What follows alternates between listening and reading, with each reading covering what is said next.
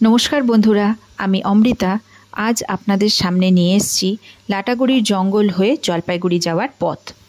এটি গতকাল বিকেলের ভিডিও। চারিদিকে ঘন জঙ্গল, কিছু কিছু জায়গায় তো এতটাই ঘন হয়ে গেছে যে দুধারের গাছগুলি মাথার ওপরে গিয়ে এক জায়গায় হয়ে যায়, ফলে রাস্তার মাঝে সূর্যের আলো ভালো মতো প্রবেশ করতে পারে না।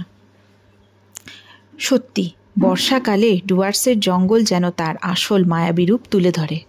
বর্ষায় যদি আপনারা কেউ জঙ্গলে ঘুরতে আসেন, তাহলে তার সৌন্দর্যকে ভালো মতো উপভোগ করতে পারবেন।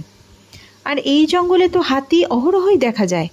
এছাড়াও চিতাবাঘ, বাইসন, হরিণ যদি ভাগ্যে থাকে তাহলে নিশ্চয়ই দেখতে পারবেন।